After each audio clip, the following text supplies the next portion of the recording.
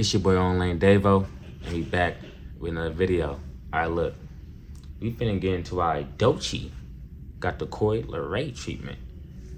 And I wonder why. I heard she was popping. I heard a few songs of her, but I don't know where the hell she went.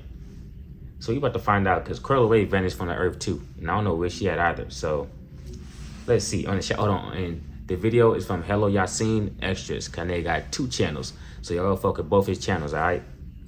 What's poppin', y'all? As much as we are critical here, I did not like what I saw happen to Doechii the other day. Now, this got posted onto X, Twitter, and it was getting spread around like crazy. There was just 22.4 million views just on this one account, Pop Bass Updates, where they said crowd goes quiet when Doechii tells the crowd to sing it while performing Anxiety. Now, this does feel a little bit odd because this Pop Bass Updates account it's a small account. It's only got a couple hundred followers, not even 1,000, but this got 123,000 likes and 22.4 million views. I can't play the clip for you guys because, you know, it's music, but it's going to be playing in the background while I'm speaking right now. And what she did was she was just saying like, oh, sing it. And then it went absolutely dead silent like Leray when she was performing at a festival. And this is the problem. Damn, they do like an impractical joke on their asses.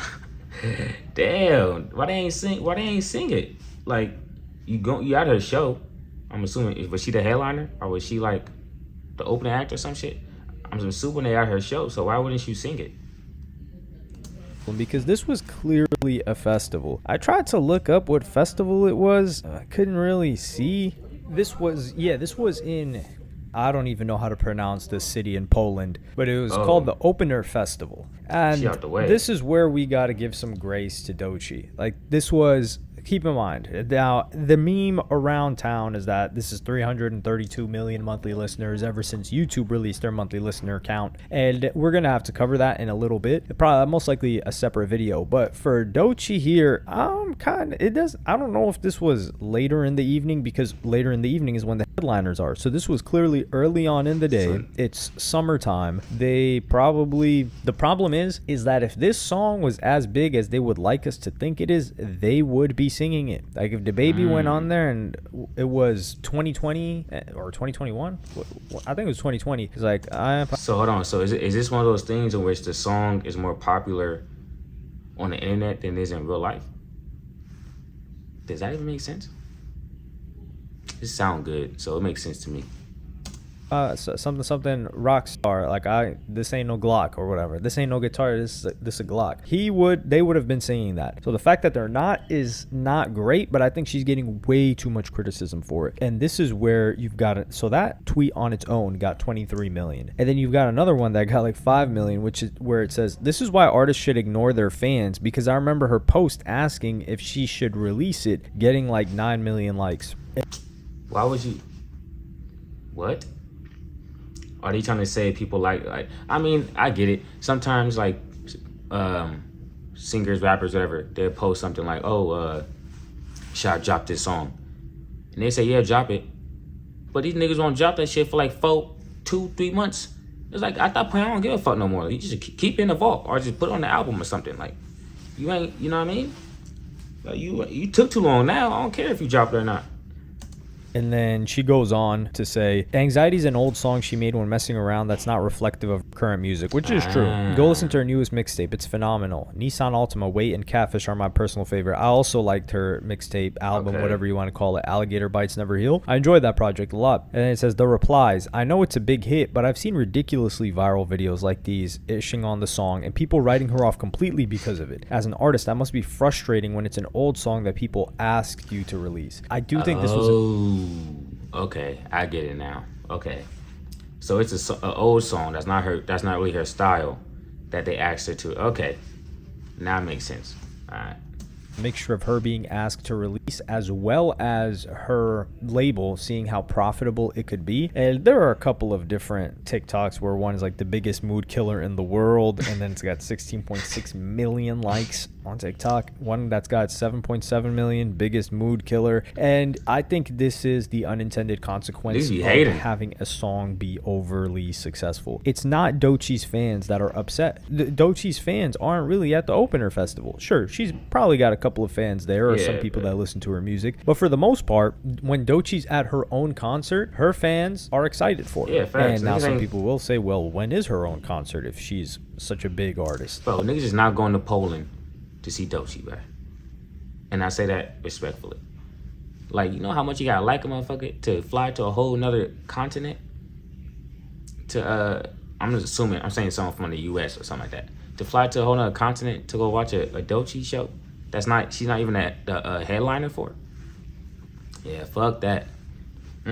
So, I mean, I'm not surprised that this got the reaction that it got. Like, this ain't the first time that artists, you know, rapped or sang songs in front of crowds that wasn't there for them. So it could look bad on the outside, but you know, the internet got to take their piece of flesh, you know, they pound of flesh. So we will have to wait and see. I think what they're doing with her now is the correct move. But when you get to a point where your music is just so successful in the way that hers is, and let's keep it real, like just the instrumental for that and hearing the quote unquote wrong version, in this case, not Doechii and Doechii, I could see why people find it annoying. I don't really find the song annoying, but that's because I'm not scrolling short form or TikTok. So I imagine if that thing comes up again and again, it gets annoying. And one thing we can compare it to is, hell, we can talk about the fatigue that we've had from Not Like Us, and we can also talk about the fatigue that people had with Old Town Road. So if we... Hey, look.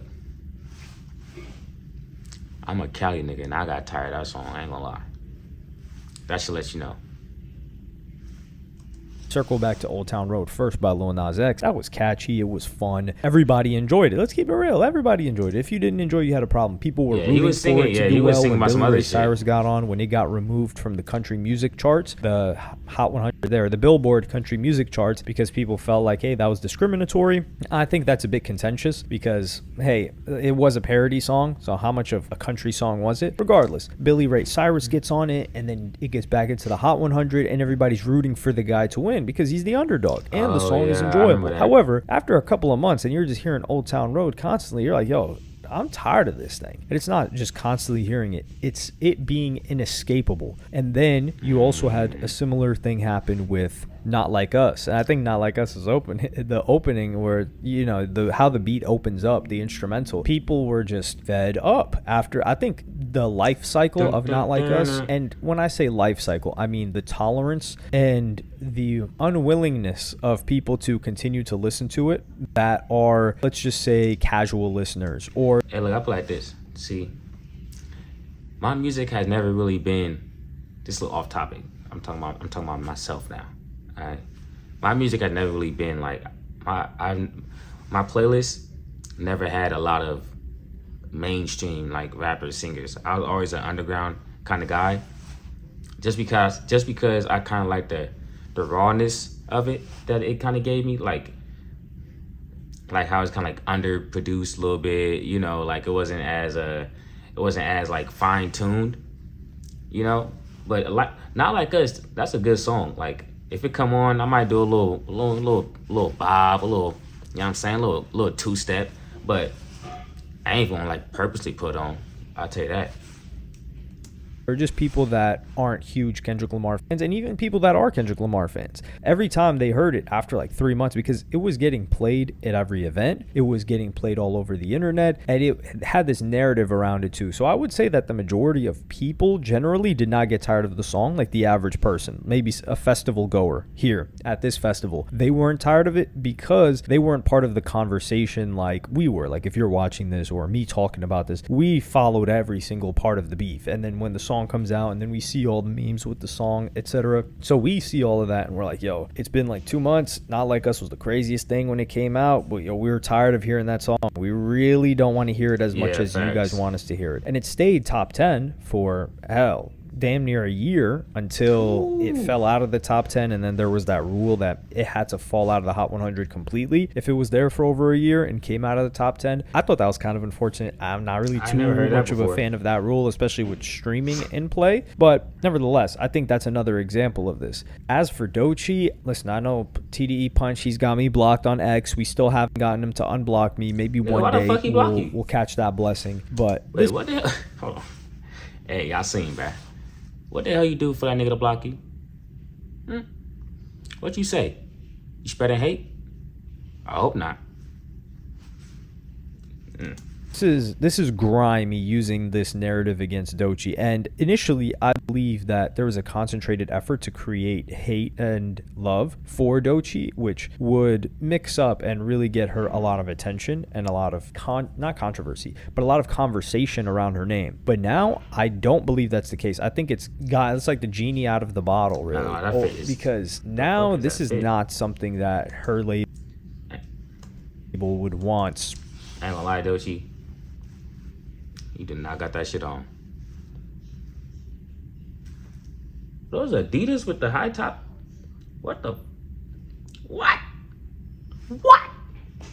Bread, especially people saying like, yo, this is the worst song, or not the worst song, but this song is a vibe kill. Oh, look at her numbers are clearly fake and doesn't deserve the fame that she's getting, and that is something that you don't want at all. I don't know how she can combat this other than probably like reeling it back in, focusing mainly on her core fan base, as opposed to doing these gigantic festivals constantly, because these moments are going to start reappearing. And I remember how badly this affected Coi Leray in the beginning of stages of her career, when they were like, oh, she's performing in front of 6 people, or like 2 people are turning up to the quote-unquote hit song that she had. I don't know if it was Twinning Them or something else, but people just didn't know the lyrics or were even bothering to show excitement. Yeah, it's like once you start, it's kind of like YouTube also. It's kind of like YouTube.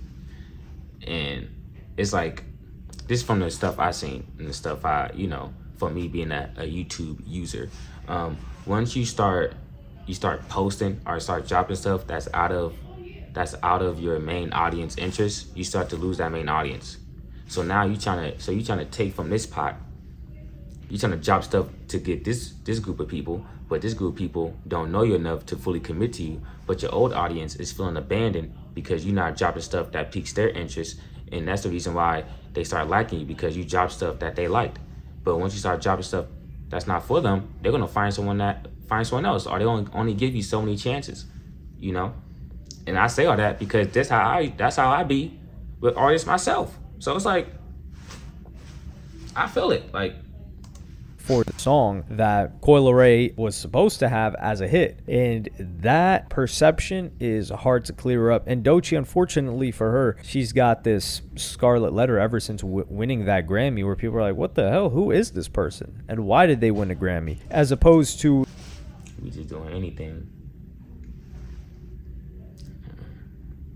What happened to just getting braids straight back? It looked good though, but what happened to that? Like a Cardi B, for instance, we're like, why did she win that Grammy in 2018? But that nobody was supposed to go to Kodak Black, and I don't care what no one say. Wait, is that from Bodak Yellow? If that's because of Bodak Yellow, that's supposed to go to Kodak. I don't care what no one say, bruh. For real.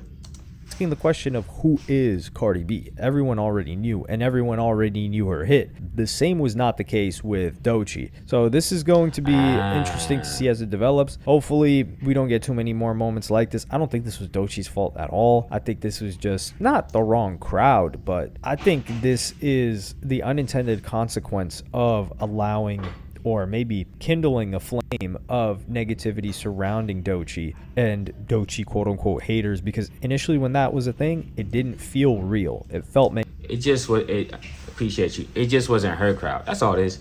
It just wasn't her crowd. I'm not going to sit here and act like I'm the biggest fan of her, because like I said, I only listen to like a few of her songs that come on by accident. Like, I don't really be looking for new artists nowadays. But that happened to everybody though. But it's all about how you bounce back. Like he said, he got some good advice. Drop stuff for your audience, for your core. And then once your core keep on growing and growing, that's when you start adventuring out. If you drop an album Drop like three to four little like experiment songs, you know, stuff like that. But she gonna be good though. She gonna bounce back. That ain't nothing. Just a little slip up. Play a slip up. You know what I'm saying? But appreciate y'all boys for watching the video. I'm gonna get with y'all soon, man. I'm gone. Peace.